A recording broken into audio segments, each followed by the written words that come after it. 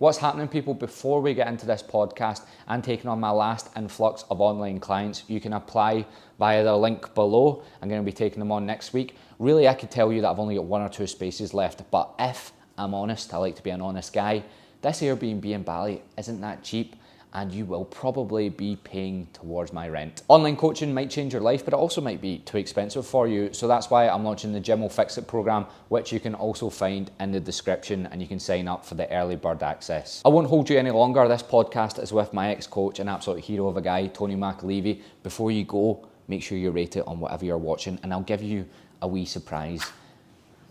Do you see it? You see it? If you're listening, that was a Buddha. There's a Buddha behind me.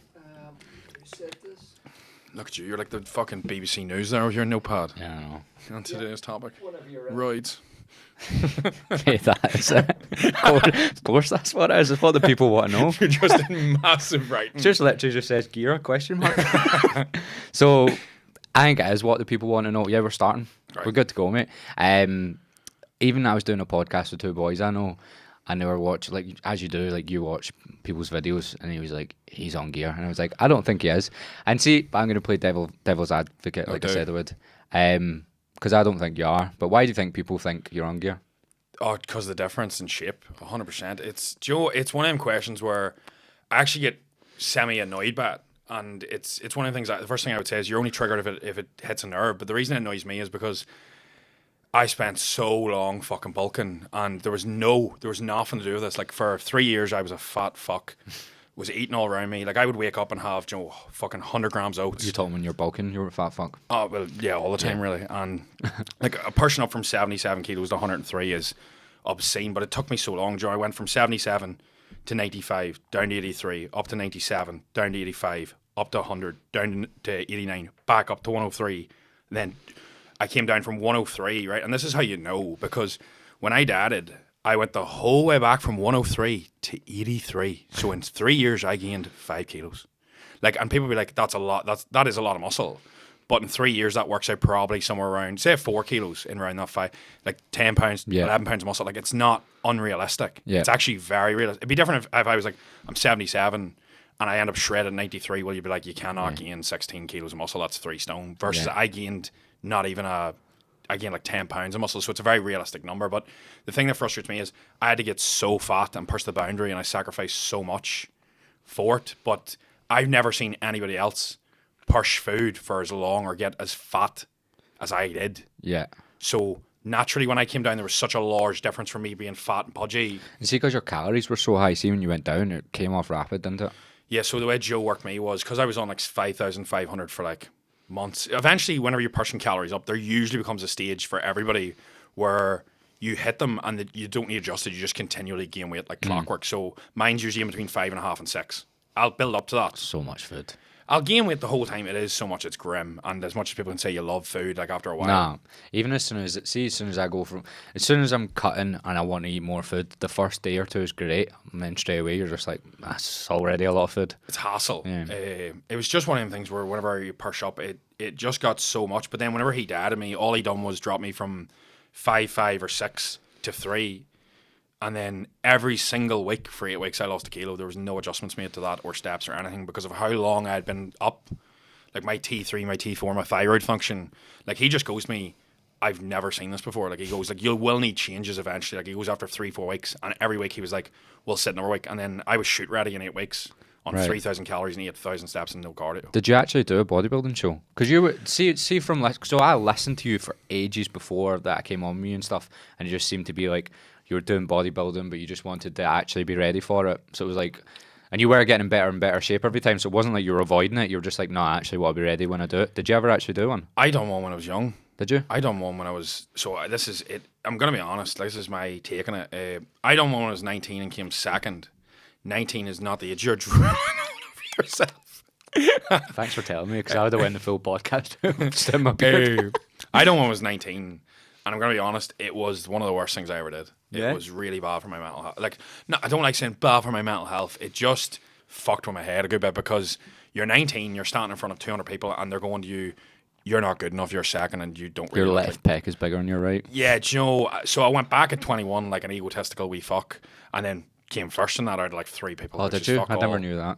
But the thing is, it didn't do anything for me. It still left like this, like, oh well, that's not a big enough show. Or so then what I was like is, I need more muscle. I'm just going to go into this eternal bulk, because I was like, the only reason that you're not doing well enough is you just need more muscle. So I went into that process of, I'm going to do a bigger show, I need a lot more muscle. And so whenever I joined my coach, the first thing I said is, I don't care what, like, how fat I get. I don't care what happens. I just want to get as big as possible. And he was like, right. So he was like, every time we reached a point where it was like, normally you would diet now because you're not comfortable. I was like, what's going to get me more muscle? And he'd be like, well, pushing on. But he goes, you're going to get like too fat. And I was like, is it going to get me more muscle? And he'd be like, yeah. So I was like, just shove the calories up. So it was like a bit on the extreme side. But that's why when I dieted down now, like nobody, whenever I was fat, was like, you're juiced. It was a case of, you're a bit pudgy, like you're not in shape for PT. Yeah, because a lot of people were commenting on your videos and stuff, going like, you need to lose weight and all that. Weren't people they? call me fat. People are going, who are you to PT? And the thing is too, whenever you're bloated and you're fat, you don't look big on it. Was your photos. face, wasn't it? Your face was getting humongous. Oh my god, I had such a pinball head. Like I remember my ones turning around and me being like, what's happening in your head? It was just getting so big. It was just so. It was all like fat. it was like your face was going into your chest as well. There's a photo too where like you can see the fat creasing over my eyes. Do you know, like out there? And it's just like you're like, I'm gonna turn into like a small fat ball. It was too intense. You seem complete. Like I said this to Sean as well. I was like interested to see like you and like I've not met Rory before, but you and Sean especially, because I haven't seen you in like a year, and you seem like well different. Sean seems quite similar, but you seem well different, in a more chilled out way.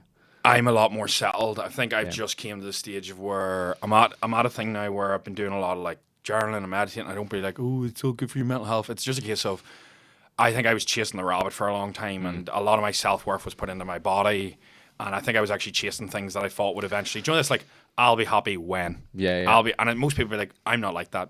Most people I think we're all like that. Yeah. It's just you're never aware of what you're doing at the time. It's like, I'll think, oh, I'm self-aware just now. Like, why am I pushing this podcast so much? Why have I spent fucking money coming over to Belfast to get more listeners? Yeah. And I'm doing it right now.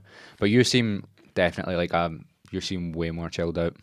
I'm a lot less stressed. I think it's as well because like I've hit points with like the property and stuff where I can go like, no matter what happens now, I have this safety net. So like if I don't have work, if every client left me tomorrow, I'm still completely fine for the next 30, 40, like I'll still be able to live. So for me, it does feel like the pressure's off, and my sort of the even the push in the bodybuilding and all, like for me, just because you've been going one direction for so long, whenever it doesn't feel right, just because you've committed to that, you maybe need to go. Like for me, I've literally bulked, and it's actually time now that me and Joe had the conversation. He was like, right, we're going to compete next year. And now we've reached the point, I'm like, I don't want to compete. Yeah. And I'm like, fuck, has this been wrong? Like, have I been... But I was like, no, it's always what I wanted. But I go, see now that I'm like of stage where I could be like of a real good fucking threat. Yeah. And like if I hop on, I'd be fucking mental. But I'm at the stage now where I'm like, for what? Yeah. Like, do you think if you stood on that stage, even if you won, do you think it would fuck your head up?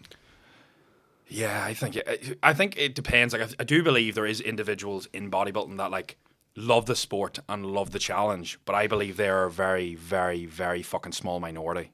I believe the majority are driven, like I was, on, I'll be brutally honest, insecurities. Feelings of self-worth aren't good enough. Think that whenever you get on stage and you maybe win. But for a majority of people, there's only one person that wins. And everybody else is going home. And yes, if you're in there for I do believe there's people that are like, this is the challenge for me and I'm just going to be on stage. And I do think, Joe, standing in front of people is like real confidence thing in your thing, but at the same time, you're being judged on your body. And there's certain things you can't change. Like, you can't change your waist, like if it's wide, or, Joe, there's certain things that just you're naturally not going to have, Joe, where your lats grow. So I do feel like it can give you like complexes to an extent. So I do believe it's right for certain individuals, but the majority of people in the sport aren't right for it. And that's not me saying like bodybuilding's off. I just believe a lot of it's driven by insecurities. And the thing is, I would say, see anybody listening that like gets triggered. Yeah. They're the people that aren't right for it. If you get triggered by I think it's very easy to see that that's what that industry's like from the outside, but I find when you speak to people that are in it, that are, even I think if you asked you about 2 years ago, you'd have had a complete different opinion, I think. Yeah, like... you seem to be coming around a different... Full circle. Yeah, you've came all the way around.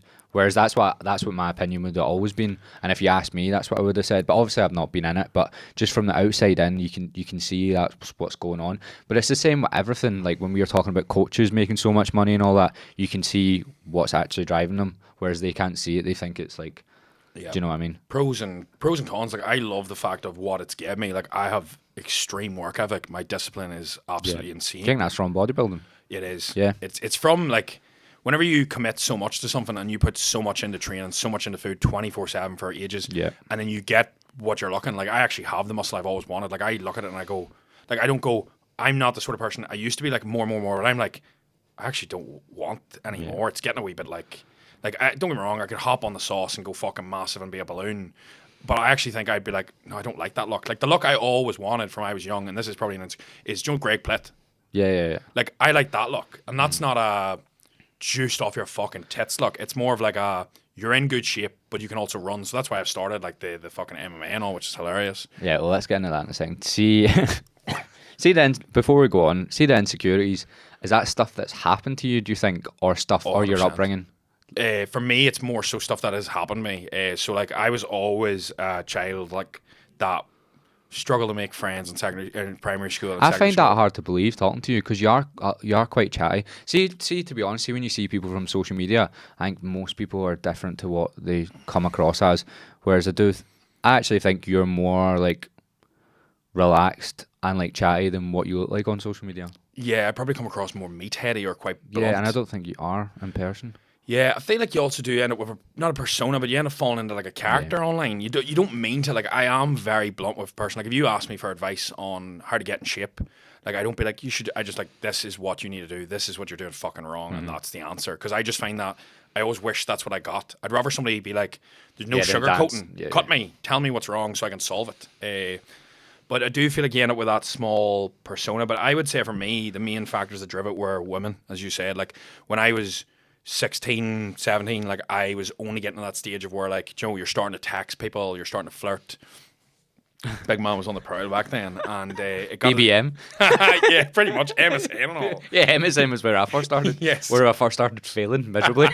The same, and it was just one of them things where like you still up? No. 2 p.m. in the day, you up? No, still asleep. Said the weekend. Yeah, like oh mate, just. For me, it was that stage of where I had no real, like, I went through stages of being skinny, then chubby, and I was having no luck with women. And then I think I started to get a little bit of luck. During that, like, 16, 17, you've talked to a couple. And then it just went pear-shaped. Like, for example, I was seeing a girl, and then she went with somebody else. Yeah. And it was like, why am I not good enough? Like, what happened here? And I can only see that now. At the time, I was like, right, well, what's wrong with me, or what do I need fixed? Whereas it's never anything to do with you; it's always to do with that person. Yeah. So I was like, that lad had abs and was in good shape. So I was like, that's what it is. I just need to morph into him. I need to get abs, and that's what my solution is. Yeah. So like every moron that's 17 and thinks that's my solution to getting women is like I'm going to get abs. But I do believe in society, like you're showing abs everywhere. You're showing it in Men's Health. You're showing it in its pictures. Like you say, what's health and fitness? Do you think of a six pack?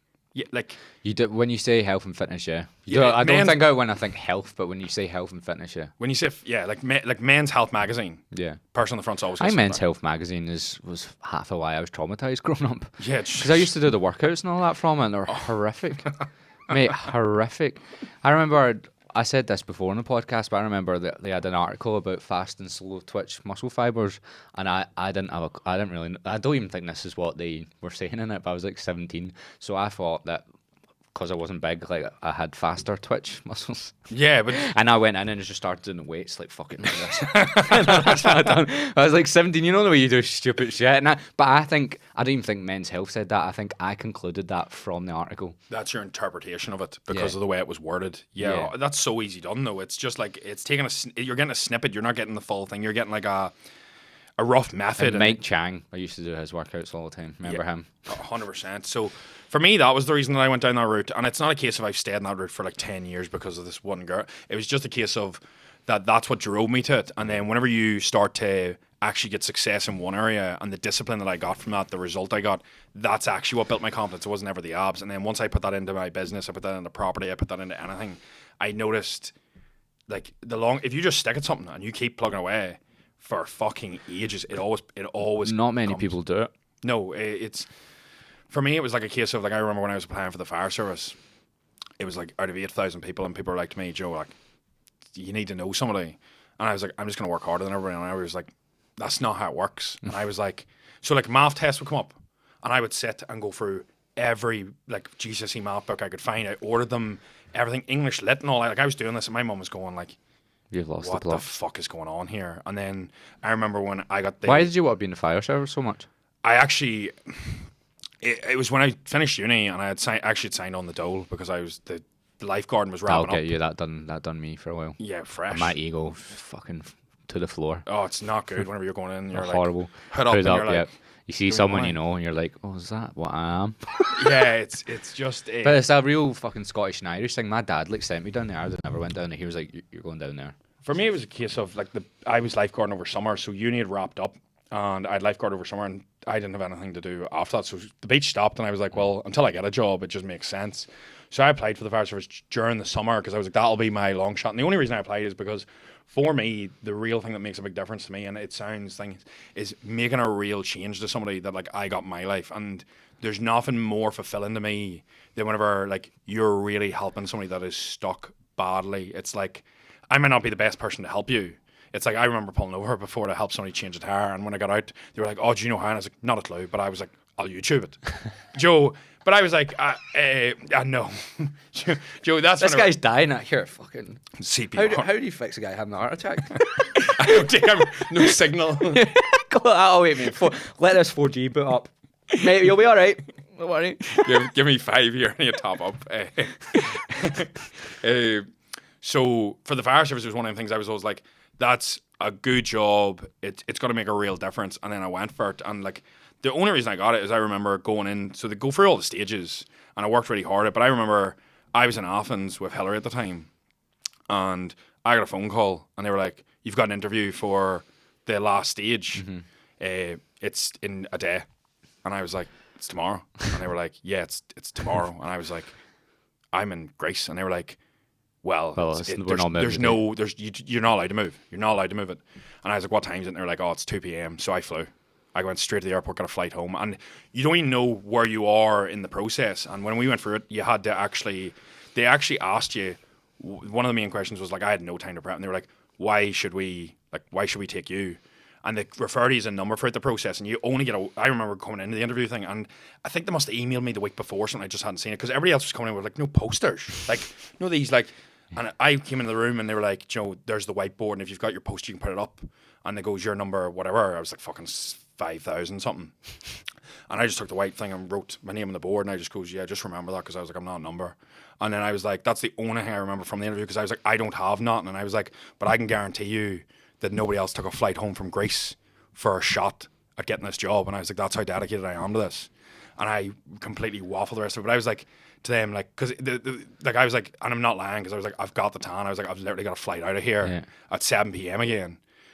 And they were just like, they sort of looked at me like, this boy is a wingnut, but they also were like, that's what I'm looking at you like just now. Yeah, but it must have clicked with one of them, because I remember talking to Gavin, the boy who ended up training me in the end, and he was like, your interview was one of them ones where he goes, it could have went one or two ways for you. Like, he goes, we could have just went, nah, prick. But he at goes, least it was memorable. He goes, you stood out like a sore thumb, because he goes, we talked about you after, and he was like, because of the way it goes. Now he goes, it was just the way you done it. Now I didn't actually be like, I'm fucking Tony Mcaleavey. You're not doing it like a ego thing. You're literally doing it like, I'm fucked here, so I need to do something. I remember turning around him at the end of it, and I goes, the reason I wrote my name on the board is because I can guarantee you nobody else will do that, and you'll know my name. And I goes, it's not an egotistical thing. It just goes, I will work harder than anybody else here. And I goes, nobody else taking a flight, nobody else can have the balls. See, when you say, like, I could even if we clip that up, you would come across like an arsehole, but you're not when you actually like speak to you, if you know what I mean. That's what I hate about short form content as well, because a lot of people will see your stuff and think you're an arsehole, but right now in this instant, you don't come across as egotistical at all. No, I appreciate that. Like, I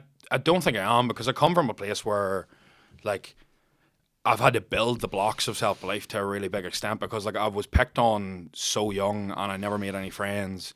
Secondary school I had a really tough time, and it was one of them things where like I went to like mindset coaching and like and therapy, and like when they asked me about memories of, like, if you ask somebody about memories of primary school, whatever memories they get is the main overriding theme. What I get is people picking on me, like picking on my shoes and stuff. So, for example, like this is the reason why I went down like the wealth route and stuff. That's what I'm trying to think of what comes to mind now. But go on. Have a wee think about it, because the first thing that, if you ask me what reminds me of primary school, is the boy in P5, I know his name, slagging me about my Gola shoes because they were cheap. And I just remember, so like initially there, like he'll never remember that. Yeah. But I don't know what it is, but that sticks in my head. And you think about not being good enough, not having money, and then you think of, where did my life sort of start carrying now? That's the sort of things where you don't realize it. But like, I'm not saying like, oh, I've went in this spew since I've been P5, but that's what I remember. I don't remember like primary school being like this real fun thing. So it's one of them ones where I've had to like layer up the blocks. And that's why, as much as I'm sort of not stepping away from bodybuilding, but I'm dialing back, I'm grateful for the work ethic that fitness has given me, because once you lean into something, you can see it visually. Then when you transfer it across to the fire service, or I transferred across to business, I'm not like in any way, shape or form going like, this isn't going to pay off. I'm like, this is going to pay off. I'm just like, might not be 3 months, might not be 6 months. Like I'm posting on, like everybody else is blowing up on Instagram. So have you. But in years, I'm probably posting the longest. Like my following in years went 900, 1,800, 5,000, 18,000. It's because you got the Sean Casey effect. 33. I know it just popped last, so it was like 5 years of just wasted shit. But it's just one of the things. Giveaways. Yeah, pretty much. But if you look at my years of following, I doubled and tripled every year. So I was actually due to go to a higher number. Whereas, like, so it's just one of them things. It's just, what's your memories of primary school come off, man? So that's what I was thinking of. I can just literally the first thing I go to is just remember like the pictures. I don't know why this is it, but just the pictures of our year and just me pointing out that I was one of the fat ones. You know what I mean? I can remember. And I don't know why it's the pictures. I can just remember like getting the pictures and just going like, because I wouldn't have looked at myself in the mirror that much, but it was the pictures that got me. Yeah, see, that's quite interesting, I think, because don't get me wrong, I don't think like I did not have a bad childhood. I don't think I had things happen, but I don't think I didn't have a traumatic childhood, but I definitely didn't have a like great one. I've definitely got quirks from it, if you know what I mean. I don't think many people do though. Like I was saying this to my mum and dad, they were awake. I was like, how tough is it to raise a child? Like and my mum goes, doesn't matter what you do, you're fucking it up. She goes, you're fucking the person up. She goes, you give too much to them, and they're in a title we fuck. And she goes, you give too little, and they've got self-love. She just goes, no matter what it is, like if you're really strict, you notice like parents that are really strict with their kids, sometimes they end up a fucking looper. The child ends up going off because the then rails. as soon as you leave the house and they get the chance to do what they want, they go fucking mental. Yeah, and then there's other people where if you give everything to them and you apparently parent them right, they can turn into a lazy fuck. So it's my mum just goes to me like, no matter what you do, it's like, it's just your luck of the draw. You just do your absolute best. And also, I think it's just try to be a good person into it, and then that's morals. Like even though my mum done so many horrendous things, but I do think her heart's in the right place.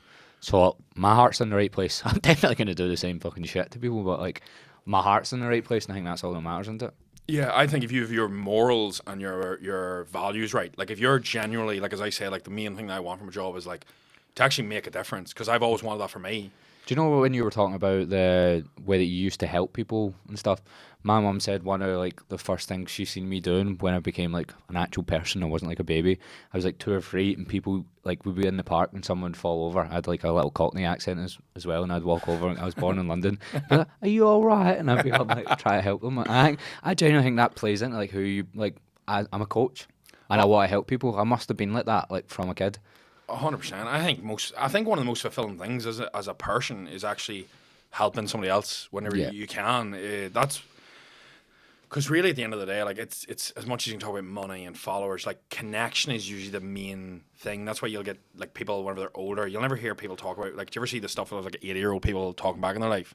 They never say, "I should have worked more. I should have made more money." It's not. It's I should have actually spent. These had the YouTube videos you were watching when you were like, "Fuck, I've been working too much." Fucking just.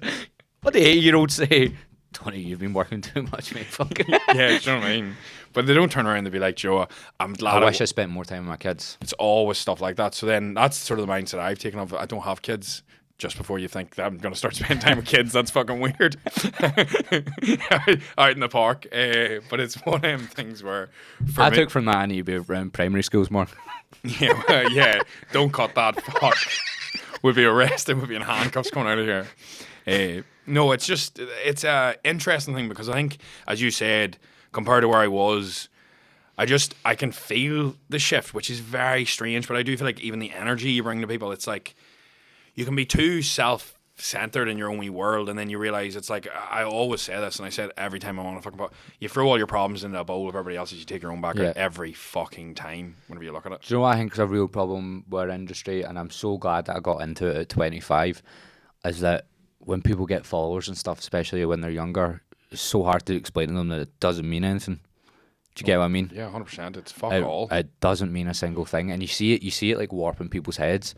When I used to do freestyle, see, because we were all younger, people will get like 100k or whatever, and I remember turning up to jobs, like this guy was like 18, and we were getting paid like 350 quid to like fuck about for like an hour or two, like just kicking a ball about, and he's like complaining about like the fact that maybe like the person was late.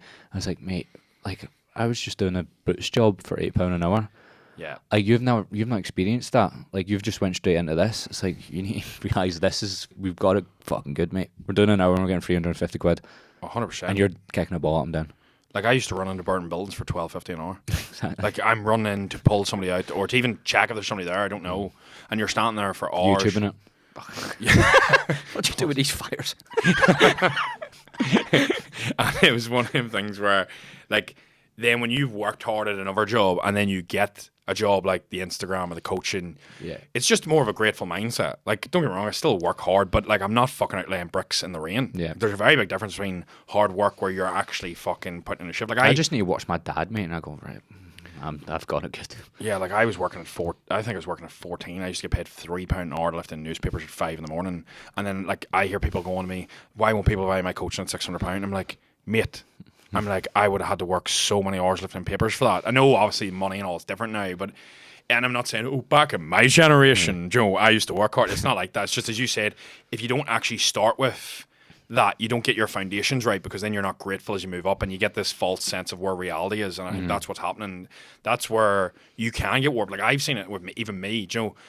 I felt it when I got TikTok followers the first time. 100%. But like for about 6 months, my head was a bit like up my own arse, and then like I was like, also when it started dying down, I was like, oh, that didn't mean anything. Like, do you know what I mean? That really, really didn't mean anything. And I also just started doing TikTok before anyone else, so I had like no competition, fitness wise. Do you know what I mean? Yeah, 100%. I think it's one of the things where you do get that warped headspace, and it even happens because people would come up to me a lot more now. Like I was in Newcastle for a dip the other week, and some boy came up in the street and asked for a photo, and I was like, it could warp your head very, very fucking quickly. Easy, because you're like, I'm the fucking man there. But you need to take the piss with that. You need to be like, oh, what are you up to today, mate? And just take the fucking piss. Otherwise, you come like... I just have the crack. I just go on normal. I just be like, well, what's this? And I'd be like, how's your day? And he'd be like, oh, just getting a photo of the local. And I'd be like, local celebrities not to be proud of. I goes, if anything, this is embarrassing for you. I was sort of like them, like just having small conversation, but nothing like, you don't want to talk down about yourself.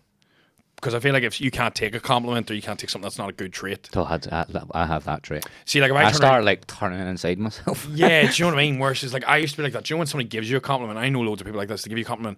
Oh, like nice shoes, and they're like, oh, they're only from such and such. And I didn't ask you about the fucking price of your shoes. Oh, just I'm say not thank like you. that. It's more like, I'll say thank you, but I'll like inside I will die a wee bit. Yeah, but there's that balance, you know, where people almost can't take it. That's not a good trait either. I think that's, as you said, it's one of the things where I think just that, like sitting, having an idea of what maybe needs improved is very important. And like, fuck, there's so much I need to work on. That's why I was doing about like that's why I've been dialing out. I actually feel like bodybuilding in general makes you a boring bastard. Oh, it does, mate. I think people in our industry, even when I'm seeing all these new sort of videos of people like swearing and stuff, I'm still like, there's no personality in any of this. Like with all the content people are making, I'm still like, yous are all still really boring. Yeah, it is. It's one of them things where like there's no touch to it. But that's why like I'm quite family oriented. Like you'll see my family and everything. And that was the stuff that made me go on with you coaching, I'd say. I would say if you didn't, when I went out, so I was actually working with the person you know, Rosanna. Yeah. Is that who's her name? I was working at a call centre with her in Australia, and she knew who you were as well. And I used to watch your Q&As, but it was that got me to reach out to you. It seemed as if you knew what you were talking about, but you also seemed like you could have a laugh. I've got my morals in the right place. I think that's the one thing, because you go, like, if you ask most people what's the main thing that matters to them, at the end of the day, it's usually, most people will usually say, you know, family, the main things. And then you look at what my main value on Instagram is. Like, if you click into my highlights, it's not fat loss. It's not that. My highlights are actually, if I remember off the top of my head, there's now fair enough, there's results, but then it's family, and X. So like you're getting, and it's just humor. It's just crack. But that's how I want to remember. I don't want to be, do you know what I mean? You don't want to be like, my life was just fitness. That's why I'm down and back. I think it's, as you said, it's what really matters. And then if you stick that out, you're always going to get more anyway, because it's more authentic. Do you know what the last guy that came up to me in Glasgow said just before I came here? It was like a wee Indian guy, right? And he walks up to me. He also said, I'm bigger in person. I was like, I'm not. Well, that's the best compliment ever. I think he just meant tallness wise though. I was like, do I look like a midget? Well, I don't And know. then he started asking me about stuff. He was actually talking about how he was fighting and stuff. And then see as he went to what? See when they, like, people come up to you as well and they like expect you to make the conversation. It's like, I don't know you. I have no questions for you. Do you know what I mean? Yeah. They say something to you. And then so I just asked him what he was doing with it the rest of his day. And then see as he walked away, he was like, will you be here for the independence vote? And I was like, is there one? He was like, no, but there will be soon. He was like, will you be here? And I was like, probably. And then he just walked away. I was like, that was the weirdest interaction That ever. is fucking straight. But you don't know what's going through people's heads, because he could have been reading something that earlier and then it's been in the back of his. But for you, I was just like that. Aye, and he's like, what are you voting? I was like, probably yes. Feel it. Have a good day, mate. that's so fucking. It's because it's in the back of his head. It's like that topic seems relevant to him, Yeah. but that is so irrelevant I was to just you. like, what? Oh, yeah. I've never spoke about that. What the fuck's going on? Yeah, 100%. It's such a fucking weird. Like, it's just so strange. I think when it goes down. Well, especially with the following thing, because you just had people that were like in movies or whatever. So like, no one's ever had like just social media followers in the last like 15 years. So no, how are you meant to know how to deal with it? We've got no experience with it. Yeah, just okay, as you said, it can warp your reality, and it's just not something that for me I ever want to go down that route. I don't want to be that individual. No. I'm not worried about following. I'm worried about engagement. I'm worried about actually helping. And then the thing is, that's one of the main reasons why like I'm cutting down more. Like whenever I was writing everything out, I was like, right, what do I want to do? And I was like, I want to actually genuinely help more people. And I was like, how do I do that? And I was like, I need to make my coaching cheaper so I can help more people. And I was like, but I can't give more time. So I was like, I'm just going to build it up. And I was like, that's the reason why I went into the train, because I was like, I didn't get into coaching to make a fuckload of money. That's not why I got in. Don't get me wrong, I've done quite well, but the thing is, I didn't get in because I'm like, oh, money. Yeah. Like, you see everybody going, fuck, 10k months, get me in there. Yeah. Bali looks Why great. is that the fucking number? Oh, it's just... Those wankers going to Bali, mate. You going Those yourself. absolute wankers. I'll be there in 2 weeks. See you there. Lying there in the sun. But I think it's just that, like, it looks good. For me, it was just always a case of, it was the only thing that I ever really felt like it made a big difference in my life, and I just wanted that. So going back to roots for me is really what that's about more than anything. And then also just get my time back. I need to dial out from being like Mr. fucking, I need to eat fucking 6,000 calories a day and my entire life is built around my training. Like, I've even cut down my training, and that's why I'm starting scrapping now. How is that going? Oh, it's hilarious. Like, Even you doing that just didn't you can tell it's just like that. ha ha ha. Like a T-Rex. Oh, there's no reach. Like, there's no reach at all, because like I remember Daggy's taking me through it, like, and he's a pro fighter, and like I be quite standoffish, do you know, like, obviously, but he's like, Because you're shitting yourself. yeah, obviously, I'm going like, Stand up. He's like, I'll fight you from over here. so like he's like, Tony, you've got no reach, like you're 5 foot, so he's like, you know, you're gonna need to come closer. so I end up having to come. You're like, no. From here, but it's even stuff like we were doing it, and it's for me that is, it was like whenever I was talking about like somebody about it, I was like, where's the place I'm most comfortable, and it was like the gym. And I was like, where's the place I would be least comfortable? And I was like, don't get me wrong, anybody can throw a punch. Anybody can have a windmill fight in a pub. That is not actually being physically competent. And I was like, but if you actually asked me to spar an MMA fighter, or I came up against somebody that's actually put in some rounds, I was like, yeah, I might land one right hook and I'm a big fella, that might work. But I was like, if I miss the right hook, I'm absolutely fucking screwed. So I was like, right, let's go here. And I was like, that actually scares me, having to spar something like that. So I was like, right, let's go in here. And I went in and was like, this is completely outside my comfort zone. And he goes, right, well, like, whereabouts are you? And I goes, I know nothing. And he was like, and he goes, right, well, warm up and hand me a skipping rope. And I was like, how do you skip? I can't skip. Do you know what I mean? I was can't like, skip. So he handed me, and I was like, sort of looking at it, and I was like, this must be how it feels for somebody going into the gym the first time. Yeah. And I was even getting the thing of like, there was like these boys doing wrestling on the side, and you hear them flipping each other, and I'm standing there with a skipping rope being like, doing 3 skips then catching myself. And I understand exactly, and that's the main reason I don't, is it puts you back in that like, fuck, you're a wee bit conscious of other people looking at you. Joe, people are watching you learn from scratch, and you're thinking, fuck, are they thinking about me and all? Are they thinking he's a moron? But See with the getting scared in the gym sort of thing, I went, like, when I started PT and I just tried to teach, I've got girlfriend, not my girlfriend. I can't say. How do you say that? A I have a friend that's a female. Was a female that I don't shag. And I went to the gym with her, and she went to I was going to show her how to do a Romanian deadlift with a bar, and there was 3 guys she went to school with in the squat rack next to her, and she was just shitting herself. And I stood there and I felt her anxiety through her, and I was like, oh, that's why girls shit themselves here. Do you know what I mean? I was like, because there's 3 guys, she's probably kissed one of them when she was like 16 or whatever, and they were standing right next to her. I was like, oh, I get it now. I actually understand. And you're also in that position of where you are bent over. Yeah, exactly. Like, it's not a strong dominant position. Yeah. So like completely, and like as much as men don't want to say it, like if I see like one of my clients and they're in really good nick with good set of glutes and they're doing RDLs, like you have a look around the gym when they're focusing on their set, you'll catch men's eyes looking. Yeah. I don't care what anyone fucking says. As much as everybody's focusing on their own self, they are. But like, it's like whenever a man walks by and his biceps are massive, you do have a look in the gym. Like you can't help it. It's like a dominant muscle group. But they getting back to the fucking MMA, like Daki was saying to me, like, so he lined me up and he was doing the feet and all, and he was like, you know, obviously my footwork is like that of a dead cat. It's fucking just like sloppy.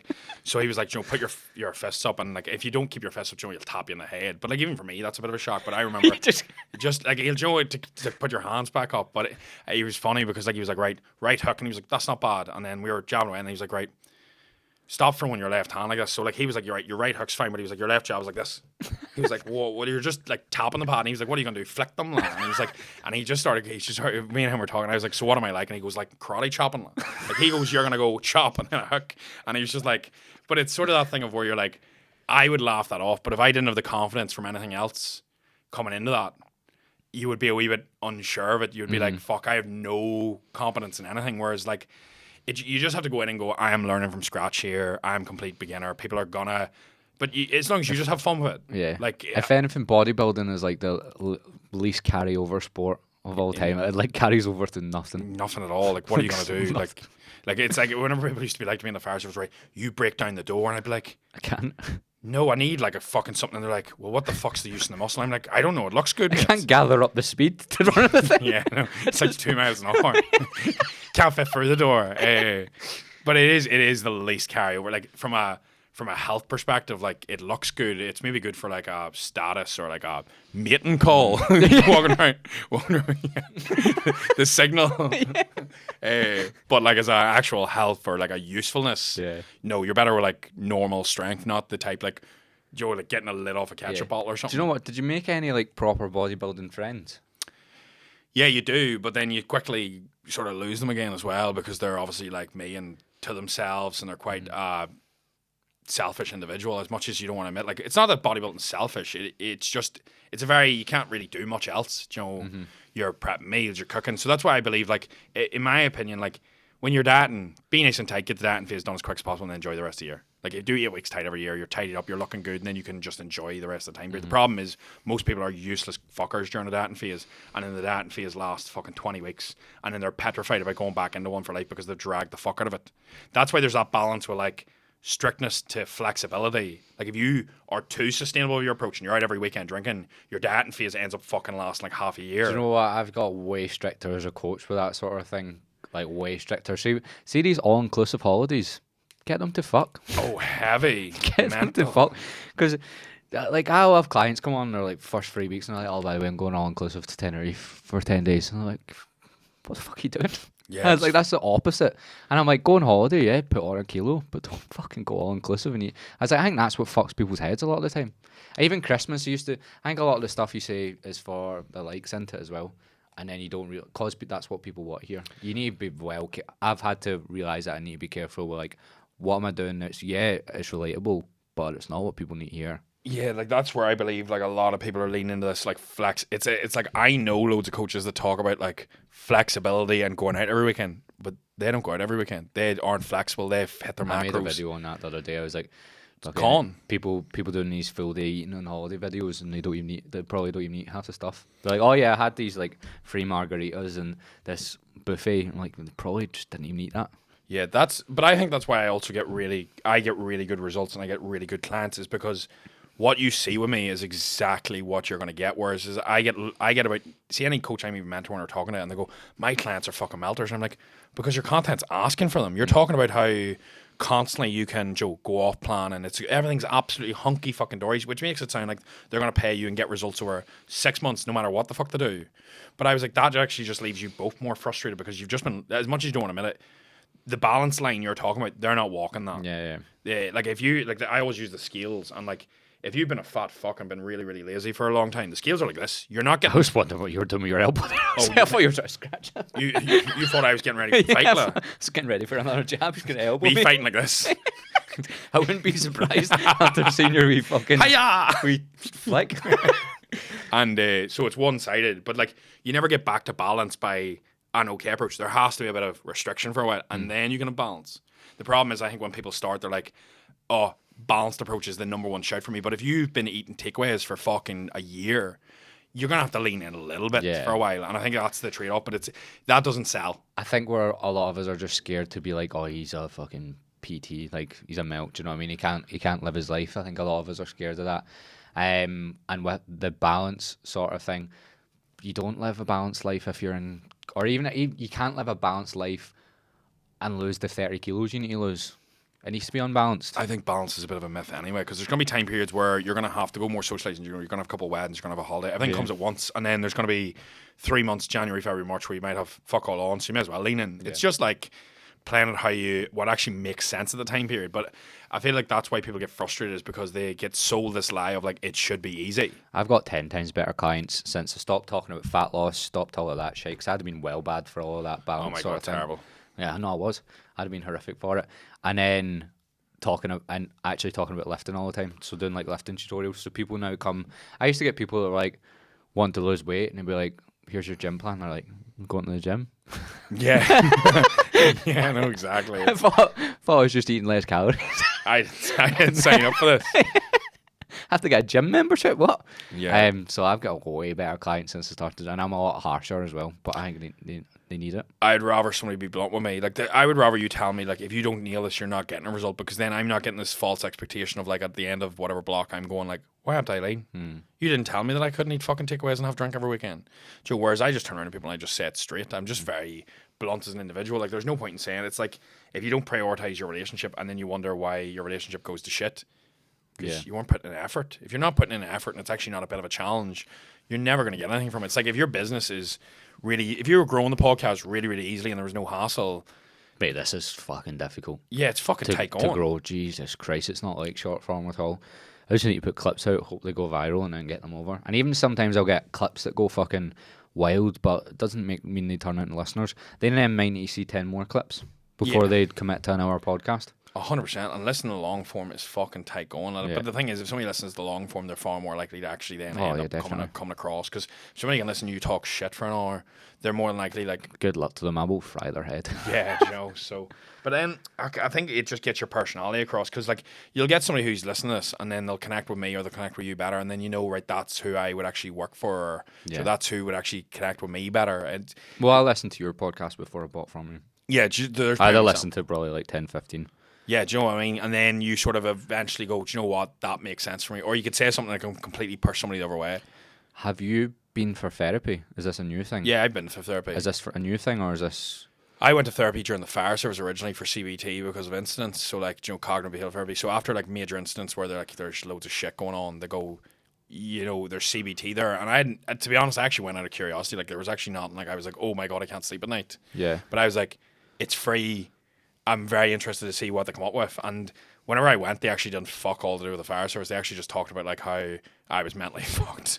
They were what just did like, they say? They said that I've got stuff like a savior complex and stuff like that, where like if you don't be careful, you can end up bringing people into your life that'll take advantage and stuff. So like for example, they were like, right, what's your jobs? They're like lifeguard and firefighting coach, and they were like, yeah, that's all helping people. But they were like, why do you feel the need to help people? And then you're actually getting challenged on it. You're like, because it's what to do. And they're like, well, why is it good?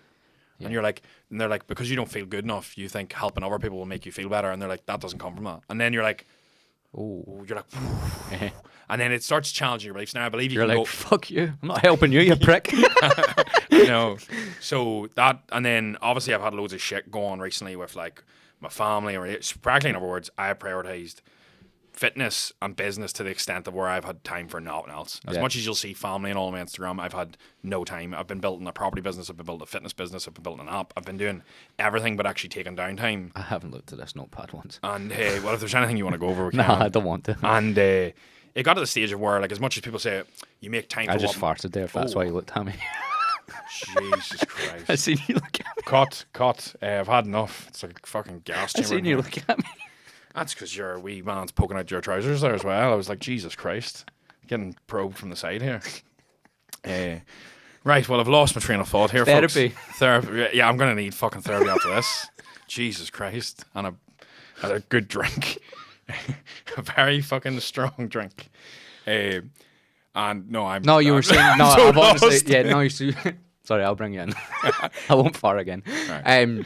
You were saying about how you prioritise fitness and business and your family and relationships went to shit. Yeah, pretty much they did though. And it's as much as people say, you know, you've time for this and you make time for it. I generally was like working, like my ones will tell you, like I would get up at like 6, go to the gym, and then I'd come home and I would just work till night, like consistently. And you know, like as much as people say, oh, well, there is time in the day, like I'd maybe be doing check-ins for 4 or 5 hours doing content, and then every spare bit of time, you maybe get a Thursday off, and then I get rung, and it's like, well, there's 2 houses going in Belfast here, cheap, but they're going in the next 24 hours. Do you want to come down and view them? And then you're away for the day. Then you're in the mortgage advisor. You're getting numbered, and then your day off has actually turned into a work day. And then maybe I've said to my sister, you've just like you've worked in a different way, and you just find another way. Like your brain's sneaky into it. Yeah, it's fucking shite like that. And then like I've maybe told my sister we're gonna go to the cinema, and then I went to cinema, and you're like, we'll go next week, and then next week something else comes up, and then before you know it, 3 months went by, and you're like, I have taken days off, but you've taken days off from coaching, but then you've maybe done content and you're shooting a podcast, so it's all work. And then eventually I think what happens is people just go, he's just really busy, he's just that. And then I just sort of sat down and I was like, I'm actually not happy. I was like, I don't know about happiness. I was like, something, I'm not going to say, oh, depressed. I don't really love all that shitty talk. I know that obviously there is, but it's a case of, I just didn't feel right. I felt off. I felt a wee bit down. And then, see, whenever you feel down, all you need is just go, what feels off? And then just fix it. And for me, I was like, I'm getting no socializing. I'm not spending time with family. I'm not spending time with girlfriend. I'm not spending. And I was like, no wonder I feel like shit. And I was like, I'm just trying to plug this with more followers, more money. So let's just, and more fucking muscles. So And I was like, none of it does anything for you. oh my God, terrible. So I was like, nothing. I feel like shit. So let's maybe, like, and then the thing is, it turns into this, like, well, I feel a wee bit off. So maybe let's work more, train more, and make more money. And then you end up in this loop of like constant. So then what I've done is completely the opposite now. I just sat down and I was like, what is a wee bit off here and what should I do? And I was like, right, well, I probably need to dial back work. So I'll build the app so then I can dial out from coaching. I probably need to spend more time with family. So I need to dial back on the property side of things. And I need to stop just chasing the rabbit to an extent because it's not doing anything for me.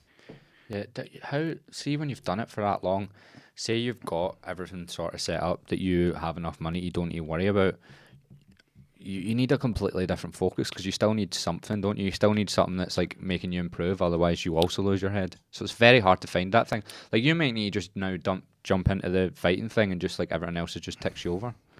For me, do you know what I done was I am very like that. So like my ones were like, there'll always be something for you. But what I done is I just took my foot off the accelerator. I'm like, everything's going to tick along for me with business. I'm not going to stop growing it. Yeah. But I was like, you just don't need to do it rapidly. Yeah. Whereas I always felt like there was a pressure, there was a rush, there was like this needed done yesterday. And then I was like, right, well, every year I set a goal. So like every year I always have like a main focus. So like 2 and 3 years ago it was all like, I need this much money, I need this much coming in. Last year it was all about like, I need this many followers.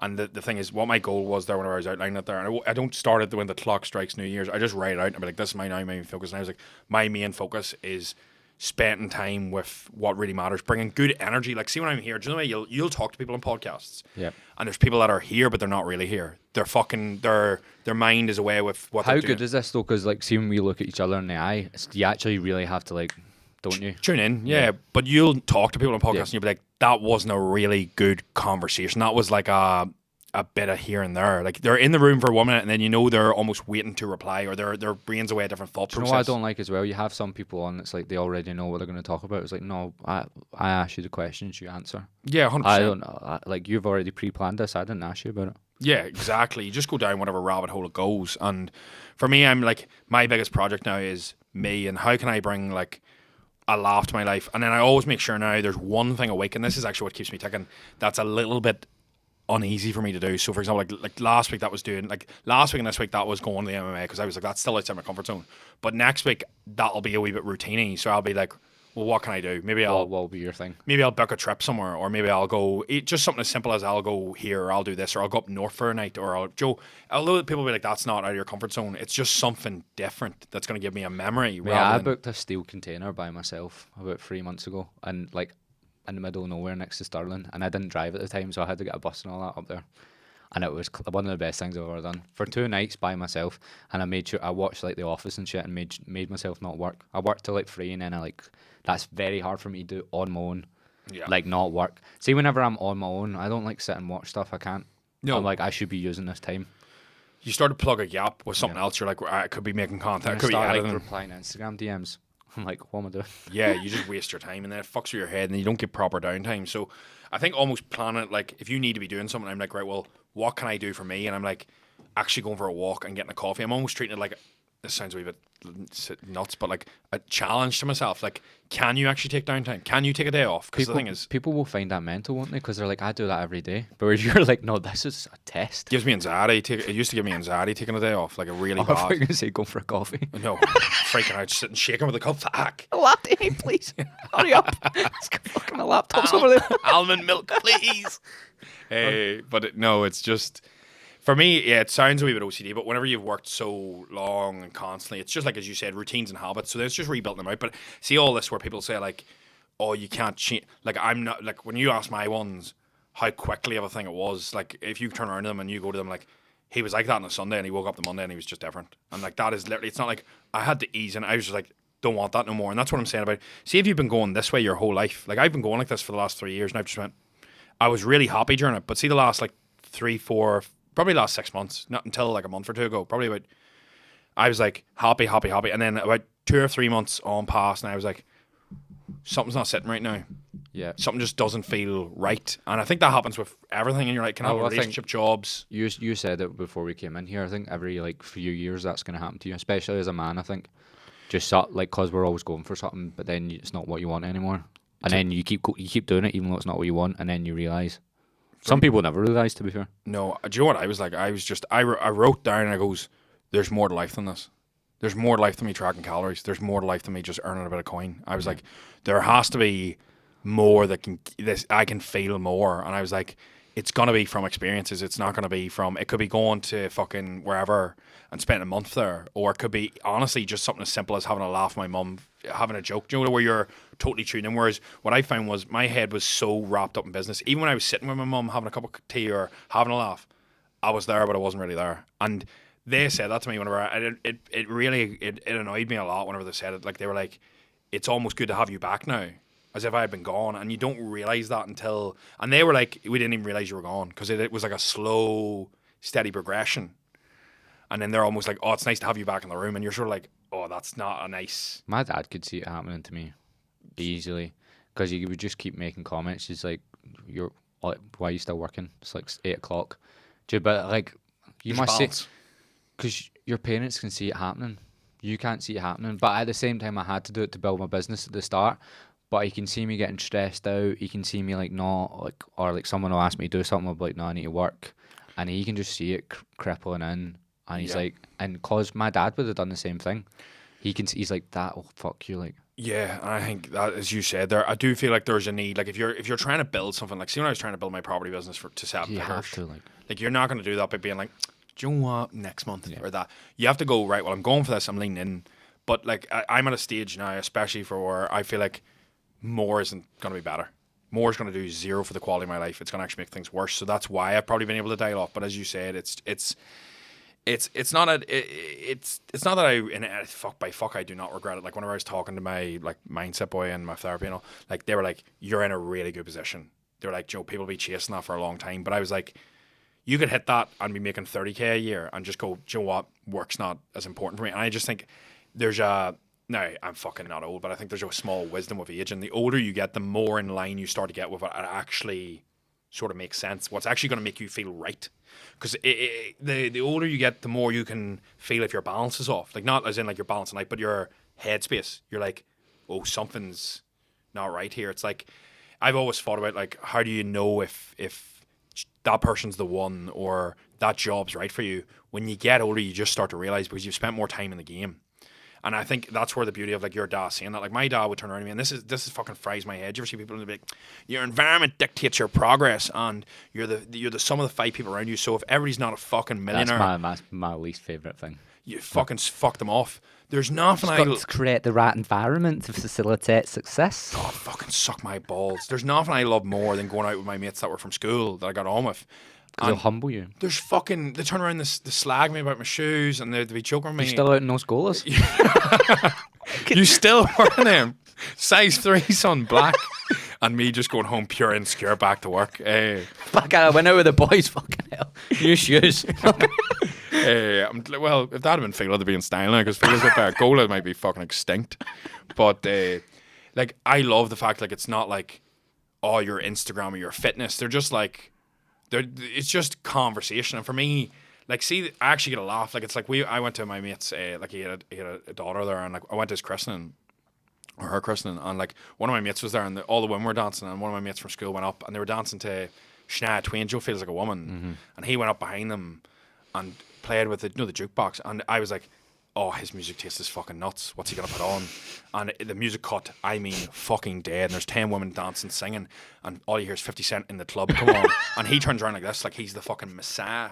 As in, like, I've saved this christening, Joe. And, like, all the parents just were like, what the fuck? And he just goes, yeah, sure. There. And for me, just stuff like that, you don't get from people that are so switched on all the time. So they can never, this sounds gimpy, but be silly. Yeah, like, that's why I don't want to be remembered. I don't want to be remembered as a person. I don't want to be that person now. Do you know? Remember what we said out there? You were like, I was like, I realised what it was, and you were like, what? And I was like, I need to be stupid. Yeah, like, I need to be silly. Otherwise, I'm not happy. And that's where you probably enjoy, like, your content the most. I enjoy the conversations. It's like, for example, like, my sister got a haircut yesterday and it's short, and I was like, oh my god, you're Karen. You're a fucking Karen. And then she was like, I'm not Karen. And then throwing about with the content and the videos and, like, just being normal. Yeah. Like, versus if I came on, I was like, a client was speaking to me today on a calorie deficit, and you're like, oh my god, shut the fuck up. It's not real. It's all synthetic. It's all made. It's all just fucking bullshit. Versus, like, and I think a lot of people don't realize that, like, everybody is just as smart as you. Like, everybody can see right through that. Mm-hmm. Like, do you think people watch that and they go, oh, he was talking to client? People go watch that and go, do you think I'm thick? Yeah, you just want a sale. Yeah, exactly. And you can see it. Everybody's like, that worked 2 or 3 years ago because it was new. Now everybody's doing it. It's just boring. But I think that like balance thing, or like the thought about going away, I think a lot of people will actually realize that, like, during your 20s, even if you weren't chasing business, you're chasing status. We chase something. Or you're on your phone something too much. Yeah. Or, like, don't get me wrong, we're all guilty of that. But I think there is a time where you need to be like, I'm back in the room. And because the one beautiful thing is, like, I really do journal about it all the time, and I'd be like, my family, like, my mum could die in a year or 2 years or 3 years. Like, my auntie took cancer a year or two, like, she'd be gone. And the thing is, you've been chasing all this money, but then if you turn around, I heard this thing on a podcast the other week, like, months ago, and I think you may have heard it. I said it in one of mine the other week, and it was like, there's things that are more important than chasing status and money, because the thing is, if I turn around to you and I go to you, I don't know who said this, it's like, if I give you 10 million tomorrow, but you have to give me your health, you have to be sick every day for the rest of your life, you'd say no, because you're going to be lying in a hospital bed. If I turn around to you and I say, I give you 10 million, but every person that's close to you, family members, has to die, you say no. And then Joe, like, immediately there, and if I turn around to you and I go, if I give you 10 million but you have to die tomorrow, I take your time away from you, you're like, well, no, that's fucking stupid. But yet everybody will sacrifice their health, family, and time, like I have, for money. And then when you ask them what matters more, they'll go, of course them three do. Well, make your actions fucking reflect what really mattered to you. But I wasn't. Mm-hmm. Versus now I'm like, there are my 3 main things. So it doesn't give me head peace. It doesn't give me more time to spend and more family who I care with. I'm like, I'm not doing that. Mm-hmm. And obviously, Joe, I want to make an impact. That's why I'm doing a podcast. I'm not going to be like, no, do you know what? I'm not going to the gym because I need to spend time with mum today. We're doing the ironing. Joe, that's not realistic. But do you know what I mean in terms She's of, like, washing, I'm drying. Yeah. Joe, like, I turn around, like, last night I was working to like 7. And usually I'd be like, Joe, Bake Off was on. And yes, I watched Bake Off, manly, I know. And, like, I would have always turned around even in prior years and be like, oh, do me a favour, mum, just record that and we'll watch it later. And then you watch maybe at 9 or 10 o'clock and you're wrecked. Whereas I was like, I don't give a fuck what workout to do. I was like, my phone's going off. I'm watching this at 8 o'clock. Like, and I was like, I'm not tuning back in. Small things like that is the difference. It's like when somebody, like I remember stuff where my dad would have been really busy with work. And I remember if we went for a drive, if he took a call for work, you don't admit it, but it's not prioritizing you. And you feel stuff like that over time. Now, he didn't really do that, but it's, you know, that's sort of an example, if that makes... I look, see for an example of people that don't ever clock, because like what you're talking about, some people will never click ever. They'll stay like that. So I've got an uncle, right? He used to be a mechanic. He's a prick, by the way. I'm happy out him. He's a fucking wanker. And he don't be nice about it now. Jesus Christ. He was a mechanic. Used to work like fuck, and I'm pretty sure his children don't speak to him, but he's still like into Bitcoin. He's doing like meetings and stuff. He's like in his 60s. And he's always on the next sort of... He reminds me of like Del Boy. You know, he's always on the next fucking thing to sell, and it's always a scam. And I just look at his life, and he lives on his own. He's in his 60s, and he doesn't speak to his kids. And like, I'm his family, and I hate him. I'm just like, fuck that. That's just somebody who hasn't stopped to look around once in a while. Do you know, like you ever see Ferris Bueller's Day Off? It's like the quote is like, if you don't stop to look around every once in a while, it'll just pass you by. And I think it's like... I had a friend who had somebody really close to him die recently, and he left him notes and stuff before he died. Like, he knew he was going to die of cancer, and one of the things he said was, if you don't stop to look at the map every once in a while, you could realize you're going in the wrong direction. And he goes, and that's coming from somebody who's lived their life. And he's like, I've seen men go that route. It's like, for example, people be like, oh, do you know, family, this and that, but you might actually go, I really want to travel. I really don't even care about money. Just go for it, and then you can always turn around in a month or two and come home. But you'll always be that case where if you don't actually ask yourself, what really is going to be right for me right now? It doesn't matter where you've been going. You can always change route. And that's why I think a lot of men, like I've said before, that quote of like, a lot of men live quiet lives of desperation because they're going by what society norms is. They're having kids no matter when maybe they don't want that, or maybe they do want that, and they thought, I need this baller lifestyle where I'm making loads of money and I'm chasing this, but they'd be happier working a normal job. And that's why I hate all this shit about quit the 9 to 5. It's the game. It's completely down to the person. Like, some people will be happier in that than with the stress of a bit, and then vice versa. There are people who will eat at them, and I think it's, you just have to stop and go, does this feel right? And if it does, you have to push it.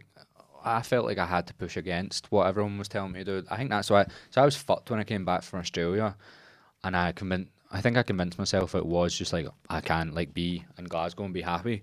And when I was thinking about it, it was like, see, when I came back, I noticed that I started like buying like more expensive clothes again, stuff that I didn't care about. I noticed that I felt like a pressure to like get a mortgage. Yeah. And I felt like I couldn't drive as well. And just like, that's a comment that comes up all the time. It just doesn't come up in Australia. Obviously, I should have been able to drive, but you know what I mean? You just feel like you have to do all this shit as soon as you come home. And I don't even think it's like a UK thing. I think it's like a where you're from thing. If you go back to your hometown, that's what everyone bases everything off of. Whereas if you move away, you're with people that have also moved away, so they just don't think that way. You're in different bubbles of reality. It's like when I'm in Dubai, you're in a different reality. It's like, that doesn't sound like a healthy one either, though. It really depends who you surround yourself with, and it depends what stage of your life you're in and where you want to go. Like, if you're looking to make money, as much as Dubai is really dear, like some of the connections I've made out there have been absolutely phenomenal for making money. But is it good for your fucking headspace in the long run? Probably not. Like, especially whenever everybody's driving around fucking Lamborghinis and Ferraris, you start to be like, I fucking want one. I don't think a Lamborghini could get through where I live. It would get fucking smashed. Oh, mate, me and one of my mates rented one for 2 days in Dubai just to see what it was like, just for a laugh. And like, they're a fucking nuisance. Are they? See, to get in and out of the fucking shitbox is a nightmare. Especially you. I mean, it's low to the ground, and like, I'd be swinging in, and like, we went down a street and speed bump, so I was like to him, just go over it, and he was like, he's not going to make it. So we had a 3-point turn, and I mean, chock-a-block, because of speed bump. And then we went back the other way and took a turn, another speed bump, I was like, can't fucking drive the fucker. So you literally can't go over a speed bump because it's that low? It depends on the height of the speed bump. I wouldn't know. My friend was very into cars, so he just goes, it's not going to work. Yeah. He goes, and I'm not paying for this when it gets racked underneath. So like, there's certain roads you couldn't think, because like, it's like, I was like, my dad was like, me, you know, you not get something absolutely nuts. And I was like, wait, speed bumps bottom of our hill. I was like, there's not much me getting anything nice up here. And I was like, that's why I had the Raptor. I was like, it's a fucking monster truck just going in, small man syndrome there at the best. But and then you sold it. Yeah. Now, don't get me wrong, I would easily buy a really nice car in the morning, but it was just one of the things where whenever something doesn't make sense anymore, I'm not attached to it. Do you know what I mean? I would rather sell that, and then my mum's at home all the time just buying a nice car. Are you wanting to, like, see the last few years you've been like traveling and working abroad? Are you want to still do that, or have you got that out of your system yet? I'm just going by feel. Because see the whole traveling thing. I remember you mentioning it to me last year. You were like, you should just come out like me and Sean and stuff. And see, because I done Asia and Australia. I spent like about 3 or 4 years really just never being in Scotland, and I was like, I've kind of over that now. I think people start to think that that like contentment is going to be in a different environment. That's so, what like, I had when I came back. I was like, I need to be in Australia again, otherwise I'm fucked. The only thing that changes whenever you move somewhere is your perspective. You can change that at home, but sometimes you do a change in environment. But as you said, do you know the way like you went to that container? That can be the change you need for perspective. Like the one thing I do love about when I go away is I only go out for short periods, like 1 to 3 months, and then when I come back, I'm grateful of being home. And then when I'm away, you know, for me, it's a really nice mix.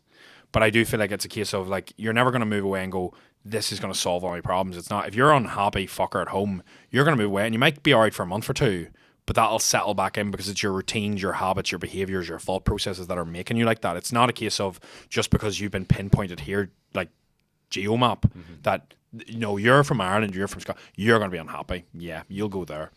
And then if you move from there to Australia, you're all of a sudden going to become fucking. Everything's going to light up for you. It doesn't work like that. It did a wee bit for me though. I would say, but it. Do you feel like that's perception though? No, it was just because I put myself in a better place. Yeah, Like, and I grew up a lot. do you know what I mean? But Like, if you'd have done that at home, you wouldn't have got the same thing. Probably not. No, you can't like work in a bar at home. You're just Exactly. a bum. Well, do you know what I mean? There's going to be people, bartenders going to fucking just call me a bum. But I was working in a bar and I was like making £8 an hour before, and then when I went over there, I think it was going to London. See what you're talking about, changing your perspective. Going to London done that for me in a good way. I then came back and I appreciated everything because I was like, London's hell.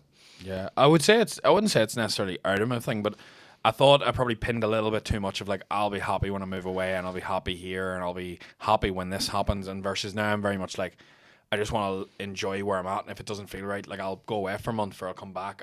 I literally. I think you like still need those breaks, don't you? Anyway, they help loads. For me, it's also about who you go with. Like, as much as you can move and travel away, it's also like the connections you make, the friends you make, the laughs you have. Like, when me, Sean, and Sean were in Marbella, as much as it was good, and yes, we fucking worked loads, it wouldn't have been anywhere near as good if it had just been by yourself. It's just a wee bit boring, and it's not as good. Now, don't get me wrong, I do believe that to an extent, a change of environment can help you like enjoy things more. I don't believe being stuck in the same thing all the time is good for the head. No. Like, I don't think living at home in the one place is solid for you, because you just fall into bad habits without realizing it. Whereas when I move somewhere, I can almost shake everything up, just like you were saying. But that can literally be moving from Newry to Dundalk, which is 10 miles away. Like, that would still be a big. Thank you for explaining that. Yeah, you're very welcome. I felt the detail for it. I don't like this. You're outwitting me here. Let's change topic. Or do you have anything from your little notebook? Oh, I've got. The first line, notes. Tony says, big and strong. Wait, was it? Yeah, the flipping a coin thing I seen you say. That was class. Did you enjoy that? Yeah, no, I mean, you're actually full of things like that. Like, we stupid things. I'm like, fucking forget this coin out. The flipping the coins. Go through that. I know you said it in Sean's podcast, but I was actually. Everybody said to me about that. They couldn't believe that that's what I do with really tough it's decisions. so right. It's such a good. Because I've had feelings like my last girlfriend or whatever. I knew that for about 4 months I shouldn't have been in it. Yeah. But I just stayed in it, and if I'd done the flip a coin, then get me out. Yeah, it didn't start with the fire service. It started with other things in my life, and if I ever really struggle to make a decision, I just flip. It used to not be a coin. It used to be a poker chip. It used to be like a red and white poker chip. I think I got it from my Beaver Rocks or somewhere years ago. Do you know, like, it just was in my wallet, and I just kept it there. And then eventually I was like, right, the way I work this is every time I can't make a decision, I just take the poker chip out or the coin. See, that's not like apart from the fire service one, like, can you think of one more example? So this was to join the fire service that you said with Sean, but have you got another example? Yeah, I've moved my company to Dubai. I flipped a coin for it, which is a massive decision. Fucking hell, me. Yeah, so I was like, this could go really tits up, and I was like, I don't know if this company's a scam or what, and I was like, fuck it, I'll just let fate decide. And actually that time, prime example, that time I flipped the coin, and I actually wanted the coin to decide. Like, I couldn't make the decision mid-air. So, for example, with the fire service, the way it worked is, or any of them is, I take the coin, and I go, right, I was weighing up quitting the fire service, and it was like, heads is, I can't remember the time, but say heads is quit, and tails is stay. And I literally spent 4 months off in the sick to decide. Thanks, taxpayers. And saying that, and couldn't figure out what I wanted to do. And then I probably shouldn't have said that. I'm like, fuck, they're going to come for me. And came back to work. And within a day, I was like, fuck, I don't know what I want to do here. And they were like, the boy knew, the commander of my watch knew. He was like to me, what are you gonna do here? You'll stay and you going? And I was like, I don't know. And he goes, let me know by tomorrow. So I just went straight outside the room and just went in the other room and took out my coin and just went, heads quit, tails stay, flicked. And in midair, I just caught the coin and I was like, I'm quitting. And I just went, it just came straight to me, and I just went straight in the room, and I goes, just print me off quit me off the.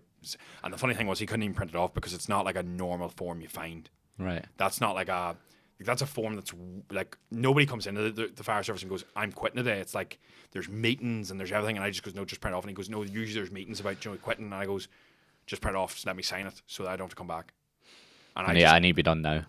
And I just signed it and went away, and I got phone calls about like.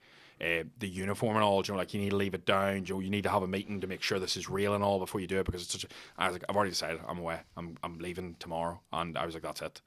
And I had like 6 days to take it stuff, but when I flipped it mid-air, I was like, quit, and I was like, I'm not letting the coin decide. I know. Whereas whenever I flipped for like moving my company to Dubai, I was like, I honestly don't know what the fuck to do here. I was like, I can't tell if this is a good or a bad decision, because I actually don't. Has it been a good decision?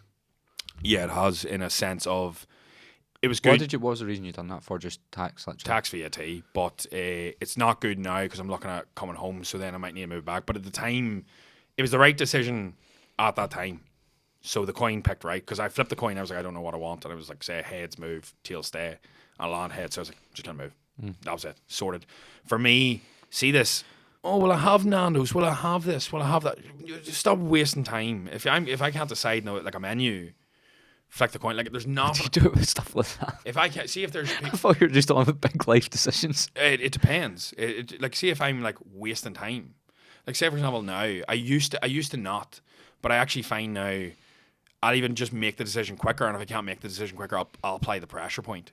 I'm a lot quicker at making decisions now, though, because I don't want the coin to even focus. So I can almost be in my head, if I had to decide right now which way to pick, and I'm like, right, that's me, close menu, job done, let's move. You think you understand your emotions and your feelings better? Or your gut instinct? Bingo. I know my intuition. I know my intuition. I know my gut feeling of what I really want a lot sharper, because I put pressure on. The reason that like most people don't is because they don't apply pressure. Like, if you have to decide right now where you're moving, like you've got a day, you'll decide. You'll pick. You have to pick. I go write it all out. And if I'm getting, I'd be quite bad for like building stuff up and not see when you're talking about decisions, I can let multiple decisions build up, and then that's when I really fry my head, and I'm like, oh my god, I've got about 5 things, I don't know what I'm doing with any of them. That's when, like when I moved back from London, I told you I went to a coffee shop, just wrote down everything that was stressing me out, because there was stuff at work that was stressing me out as well, like check-ins and shit. I was just doing them, fucking, I should have done them a different way. I just wrote down everything that was stressing me out, and then I went through them 1 to 10, and like was fixing all the most important ones. The first one was just literally telling my flatmate I wanted to go back to Glasgow. Oh, like, yeah. And because that was stressing me out, because we had a lease, we had 4 months left of the lease, and I was like, he's gonna have to move. I didn't want to fuck him over. Yeah. So I wasn't gonna fuck him over with money, but it was more like he's gonna have to find somewhere else to move and stuff. Yeah. And I was just thinking about that. I don't like doing that to people, so I labelled it all 1 to 10. The first one was literally just tell Josh, and then I went back, nervous as fuck by the way, and just went here, because I'd spent so long saying how much I hate Glasgow. And he was from Glasgow as well, so we're both living in London. He was from Glasgow, and he fucking hated Glasgow as well. But we both hated London. Yeah, we hated London more. We hated London more, but we told everyone how much we hate Glasgow. And then I done that, labelled them, and then I moved back like a month later. See, but I think as well, like, I've been happy since, by the way. Yes, do you know what I mean? I think it's just applying the pressure decision. I know the coin thing's nuts, because loads of people have said that's great though. I like it. They said it's leaving your life up to chance, but I was like, sure, I would rather. I just hate indecision now. It's such a terrible trait to have. It's not a good thing to do. It doesn't move anybody. It's always speed. And I used to have it. And just like I was saying about like the therapy or anything else, like see a change in a person, it can be, as long as you ingrain a habit, a behavior, a routine, something that is going to solve it. So, like, usually 90% of my decisions now, I haven't used the coin in fucking ages. Like, it's in the house, but it's one of the things where I just don't use it unless it's really needed. But like a lot of the time period now, I don't need it. It's like almost like I can imagine the coin. I can just apply the pressure point and be like, this needs decided right now. Decide and go. Yeah. versus at the start, like it's almost like building it in. Do you know, like the fire service was like the first big decision I had to say, and it went well. So then like I'm almost like, oh, I have full faith in this. Yeah. Joe, it's like one thing, and even if it didn't go well, then you learn your lesson and move on. You're going to make that decision. But even if you make the wrong decision, you still learn from it. No wrong decision. It's just a case of you don't The know wrong how decision is not making it, isn't it? Like, yeah, just bingo. The only fucking wrong decision is stalling out, because you were always going to pick that anyway. So there's not a wrong decision. You're in this realm where you've picked that decision. No matter what happened, you're always going to pick that anyway. No matter what happened, and you don't know what would have happened with everyone. It's you'll tell yourself it could have went like this. It could have went fucking worse than the decision you made. So it's like, Joe, if you fucking chicken or beef in the menu and you pick chicken and shit, doesn't mean the beef was good. The beef could have been fucking shite. So it's really as mad as that sounds, because I said that and people went nuts. They were like, you actually quit your job and changed career over flipping coin. I was like, yeah, but I knew what I wanted to do. I just needed speed. I needed to speed the fuck up. It's like a push, just a wee push, a wee nudge. 100%. So it's a very different sort of thought process, but it's something that I will still continue to do. I wouldn't let it maybe decide like certain feelings and stuff, or how I feel in a relationship or stuff like that, but I will just apply that same pressure point. And usually now it just, you'll notice with certain people can't make a decision to save their fucking lives, and I'm terrible with relationships, that sort of way. But I'm then awful. Like, but then the question I always get asked, there's two main things with relationships that I think answered right, and this answers everything for you. And this is the simpler you make it, and people are like, but not in junior. This is it, right? It's either. Did you ever see Billy Madison? No. Probably. Adam Sandler. It's when the child's stuttering, reading he's like reading a wee book, and he's like, Today Junior. He says? Yeah, he's like, Today Junior. And whenever you're in a relationship, it should either be a hell yes or a fuck no. There's no in between. If it's not Mark Manson says that as well, didn't he? I got it from a friend, so maybe it is. Maybe it is. If it's not a hell yes, it's a fuck no. So if you're not in the relationship, and don't get me wrong, there's going to be periods where it's not as good. So the main question then I got asked was, somebody asked me this before, I'll not say it's from, but it just goes to me, can you imagine, even with the down periods, still marrying this person? Now, that's tough to ask if you're in a relationship a wet week. But if you're in a year or two, if you can't go, yeah, do you know what? Yeah, sometimes it's not great, there's issues, but they're still who I'd want to marry probably at the end of the day. And that seems really deep and heavy, but where the fuck else is this relationship going? Because that's where it's going. It's not going to be friends or to stay in a relationship. You're going to probably get married. That's the end goal of it. So if the end goal is now that you're like, I don't want to get, like, I never see myself getting married to you, ever, you are wasting both your fucking time, you stupid ball bag. Because now you're actually being more of a dick, because you're wasting their time where they could be getting over you and then moving on. Yeah, because they might be thinking it's marriage and you're thinking it's not. So then you're just fucking them over. You're actually being more of a cunt. So you're thinking, oh, well, like, I'm not sure and I don't want to be a dick. You're actually being more of a dick. You ask one woman who they hate the most, and it'll be the man that wastes the most of their time, because as well, you know, there's obviously the clock ticking, all this pressure and all this bullshit, but in case of, that'll be the person they hate the most, because they'll feel like he's wasted years. And I would never feel like that of a relationship. I'd always be like, Joe, you're still learning as an individual, you still enjoyed the time together. There's probably just periods where it's been off. Like, people be like, oh, the last relationship didn't go well. It obviously went well for years. You probably just went to shit near the end. And it's usually... It has to have went well for you again. Exactly. Like, you don't make the first date and go, this is fucking shit, but let's go steady. Let's get in a fucking marriage, you know? But I think that idea of it's a hell yes or it's a fuck no. Like, it's like when I was deciding on a logo the other day for, like, a new company, I was like, it's a hell yes. I was like, it's not even a remote maybe. And then I got a logo for something else we were doing. And I was like, oh, I don't know about that, lad. And I was like, no, just rebrand it. Didn't like the next one. And then eventually was like, I'm so glad I done that. Versus people be like, what do you think of this? And is that right? And then too many opinions. It's like, if you're going to everybody for relationship advice, that is the worst thing ever. I think as soon as you ask someone for relationship advice, you're fucked. I've done it, and I think that is the worst thing you can do, because you also go to like 5 people, and then you keep going until you get the person that says what you want to hear. Exactly, and you also get like a load of people who are getting they're only getting your side of the story, and they're also going to be biased. They're going to be, telling you this, telling you that. It's like, oh, this isn't good, the sex life isn't good. Yeah, but at the same time, like, you're not putting in any effort in any other. Obviously, the sex isn't going to be good. Simple things like that where, don't get me wrong, I'll happily give advice on all this when people ask, but I do feel like 90% of the time you know what needs to be done. You're just looking at reaffirmed. It's like, you ever see that Jordan Peterson thing about the parents? It's like, you become a man whenever you have the death of your father. It doesn't have to be the actual death. It can be the symbolic death. And that's whenever you ask them a question and they can't answer it. And that symbolizes their death to you as somebody that leads you. And this is beautiful, because the reason this is, it now means that you're on an equal level with them. But the problem with that is now you have nobody to turn around to and go, what do I do next? What's right? and that will happen for everyone at different stages. Some people will be like, I don't really get that, and that means that you're still taking the advice of them as gospel to an extent, or you take it in with higher regard. Whereas when my mum and dad give me advice, don't get me wrong, they know way more than me in life. Like, they've got a really good marriage, everything's fine there, but I don't look at it and be like, you're definitely right anymore, and that leaves a lot more pressure on the individual to make the decision, versus you can be like, I take their advice, but then you're not actually, as much as it is, you're not a man. You're not making a decision for your fucking self. You're taking other people's opinions. I'm not taking relationship advice off my dad. I don't think he's had his whole in about 10 years. That's it. Well, I don't know about my ones. Please, hopefully, my mum watches all my podcasts, so I don't even want to know. My dad will tell you that. Well, oh, Jesus Christ. Well, my mum would tell me, but I'm not going to ask that question. It'll be very fucking... This podcast go very heavy, very quick. Yeah, well, you started talking about relationships, and a lot of people have been asking me to talk about relationships more. Been asking me to talk about dating more, because I am single, and I've been talking about not using Tinder and stuff. How have you found it?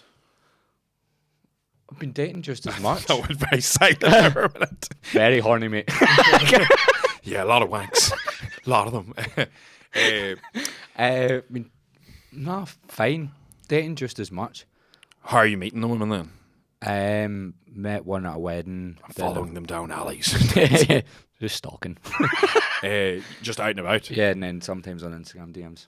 So well, I suppose I think that's the way I would probably go about it. Like, I think a lot of it still is very, like, as much as you can say you can walk over somebody in the street and all, there has to be like some sort of middle ground. Like, you can't walk over and be like, well, in this day and age, you can't. It's starting there's to a balance, and also all the sort of. I think men do feel a lot more intimidated about like going up and approaching because of all the sort of like the campaigns, like the Me Too campaigns and all that. Yeah, I think it's most men won't approach a woman because of the fear of rejection, not the fact of what they don't think what can go right. It's more a case of their self-confidence is based on how they view themselves and or how others view them. So whenever a female, say you walked over to a girl and goes, hello, how are you? You know, well, obviously I wouldn't be pulling anybody like that. Hello, how are you? But she'd be like, oh my God, what's wrong with this individual? But a case of, say she turned me down, if your complete self-worth is based on other people's opinions, you've just now knocked your confidence. Yeah. Versus if you're actually like, I'm going over here to have a laugh and have a stab at this, and I don't just see what happens. See what happens, and you go over and you be like, Joe, you not hello, how are you? But a case of you go over and it goes well, it doesn't make any odds to you. That doesn't improve your confidence. Whereas if you notice, if you can chat up a lot and you pull, if that improves your confidence, that's not a good sign, because that means you're pinning your self-worth on being able to pull. Bingo, exactly, which is what a lot of men do. And then that's the reason why they go up and down, and they'll be great one week and they'll think they're hot. I've won bingo a few times today, haven't I? Yeah. I know, I don't mean to say it. It's such a bad habit. I'm like, bingo! How much money am I getting? Very, very little. Full house. I wish I had better sayings, cooler sayings. Bingo. No, but you're so right, because it's also, you need to build up resilience to actually getting rejected. And I think women don't realise, as a man, we get rejected way more than they do. Yeah, but then a lot of women don't get. I used to notice this. Like, don't get me wrong, I haven't really been on dates, and I don't know how long.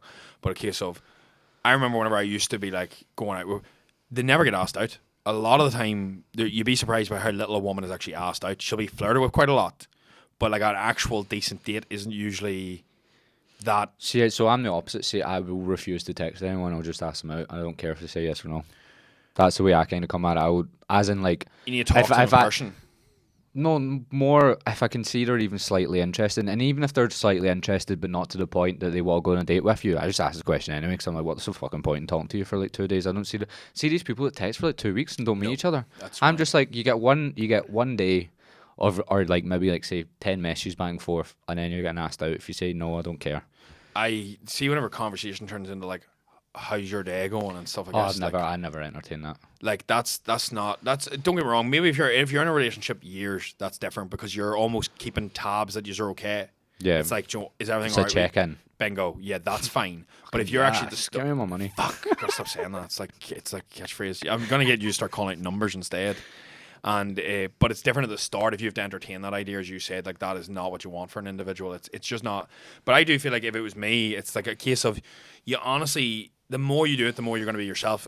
See, if you haven't walked over to, like, I remember I used to do it, and like it was way back, and it's one of them things where the more relaxed you are and the more you don't care about the situation, the way better it goes every single time. Like I have a friend and he'll go over to girls, and I always want to go. I always go over with him because I find it absolutely ludicrous. Wouldn't say he's a really good looking, but he'll go over and be like, what shampoo do you use? And you're just like, that is so. He doesn't mean that. He actually will be genuinely himself. He'll be like, oh, Joe, he likes his hair and stuff. So he'll be like, what shampoo do you use? And then they'll almost be like that thrown off guard. They're like, is this a chat line? And he's like, no, like seriously, is it? And he's like, because like, do you know why my hair's like this? And it's almost like, and then before you know it, they're in conversation. It's very weird, but it's almost that off putting. You're like, well, he's not chatting me up. He's talking about shampoo, and before you know, he's taking them home. It's absolutely ridiculous. But the thing is, that's just from practice as well. No? Bingo, it's reps. Fucking rich. I'm so rich. It is. It's just reps. It's just one of them things where that's a skill. And I think I need to do it more. Like I really need to. Like, 'cause I'm even getting a bit anxious thinking about it. And that just tells you I need to do it more. Oh, it's. Do you know how you could start though? Start by not with the intention of I need to flirt. Like start by talking to people in the shop and shit. Exactly. Small conversation. Like it doesn't have to be like how's, but like just having a bit of a laugh. Like that's like it's sort of like flexing a muscle. It's like if you don't do it, you'll lose it. So you might be very comfortable talking to men. If you're another man, do you know what I mean? But if you find it difficult even talking to like a woman around the same age, even if you don't find her attractive or you don't think there's any date, just have a bit of conversation, because then you'll go, fuck, that went fine. Or you maybe go, oh my God, like she actually didn't even speak to me there. And you're like, right, well, what is that? It's just like the first time you go into the gym or the first time you do anything. I think podcasting is the same as well. Oh my God, you're going to be so shit. It's so scripted the first couple, and you're like, oh, this is grim. But for me, like, don't get me wrong, I honestly, if me and you went outside here, I would shoot down, but I honestly wouldn't give a fuck. I'm of the opposition. I know rightly, and this is the thing anybody knows about me.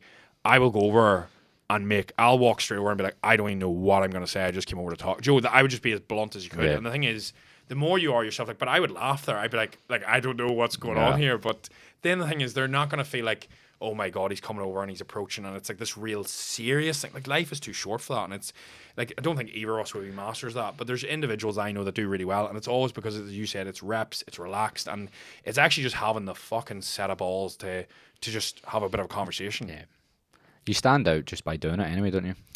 Yeah, I would rather go over and get shot down and go. Like, the only rejection like, if you don't even have the nuds to go over and start a conversation, that's worse than being rejected, in my opinion, because you're actually a shite bag. Oh my God, you're yellow as fuck. You actually have you've no oomph in you. Like, Joe, if you didn't have Instagram, you didn't have Tinder, like, how would you ever meet anyone? Like, you wouldn't. You'd be fucked. That's what I think. That's what I like. Even just because I'm getting anxious thinking about it, I need to do it more. Like 100%. It's 100%. It's one of the things, like, you could go out of here and we could go into Nero, and it could be as simple as, like, the girl beside me could be on a laptop, and if she closes her laptop, it's something as simple as just making a small conversation.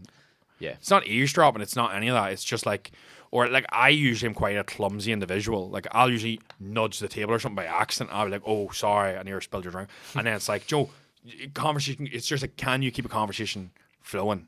Yeah. It's just like, do you ever see, like, older people are quite good at this because there's no pressure. Like, my dad could talk the legs of anyone because it's no pressure. It's whenever you apply pressure, usually the conversation goes, because you want an outcome. You're overthinking, yeah. And then if you're not outcome focused, if you're just focused on having a laugh, 9 times out of 10 it'll actually flow really smoothly. It's just like anything like that. You know, if me and you were like, we really want to get a couple clips for our Instagram here, they're going to be shit clips. Yeah. They're going to be muck. Versus if you actually flow and the conversation's good, and you always get where you need to go anyway. But as you said, it's something that you're not comfortable with. But that's where, like, me and my mindset boy were right now. He's right now, where are you least comfortable, and just how we think about it, and then try and spend more time in them places, because that's going to make you, I don't believe, more of a man. But we were saying more of a man, more of an alpha, more of a leader, more not caught out, but more complete. Mm-hmm. Like, so that's why I started the MMA. That's why I'm putting myself out a bit more there. Less time in the, like, where am I most comfortable? In the gym and in my business. So why am I spending so much time there? That's not because you'll hear every meathead be like, I push myself really hard in the gym. Yeah, but you're so comfortable in the gym. Yeah. That's actually embarrassing. That's like me.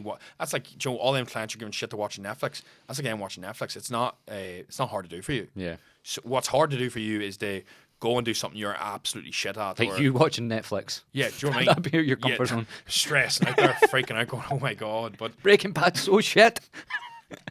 I know, but I think the relationship thing, and like, even from a friend perspective, like, if you don't put the work in, now I know you can't disappear for years. Like, me and you could not talk for a year and it'd be back to normal. But I do feel like it's even the energy you can bring. The more you talk to an individual, like me and Sean, like with the coin, we get very good conversation because we're always talking about things. Like I was like to him, Joe, I'm doing this really shit habit. Tell me one really shit habit you're doing, and then I'm going to text you next week and we can tell each other if we both fucked it up. Right, and it's not a case of we have to do way better, but it's just a case of, did any of it improve? And if not, it's a wee bit shit turn around and being like, oh fuck, like I didn't do this or I didn't do that. Or Joe, he would turn around to me and be like, Joe, maybe I should talk to more women. And I'd be like, do you talk to any? And he's like, no. I'm like, good man. And then it's like a nudge. Yeah. It's not me being a dick. It's like, you want to improve this, so let me help nudge you. And then it does do that. But it's one of the things, if you don't review where that is, you stay, because people see when people say comfort zone, they always think of like, you need to push yourself and do a massive charity event, or you need to do bodybuilding, or you need to do fitness, you need to push work. But actually, it can be anything. It could be literally whatever is just a wee bit like, oh, that's not nice for me. I agree. I think we're running out of time, by the way. Rory's texted me saying he's outside. Rory's the next podcast, by the way, but you won't see that in a week. That's podcast land. Here, been a pleasure, though. Yeah, see, I mean it from the bottom of my heart. You've actually, like, you can see that there's a big change in you, like, in a good way. Like, you seem happier. Yeah, thank you very much. I am much happier. Bingo. Where can people find you and plug your wee app? Oh, yes. You can find me on Instagram, just Tony Mcaleavey. Jesus, that will be hard to spell. And see, whenever I try and spell it on a podcast, I always fuck up my second name, so I'm not gonna. And then I'm launching the app now in a couple of weeks. It'll probably maybe be out. It's called Train by Tony. It'll be like £30 a month. You've got an email thing, haven't you? I'll put that in the description. Yeah, simple as. But yeah, you'll get me on Instagram, and there you go. That's all you need. Pleasure. As always. That was good, mate. That was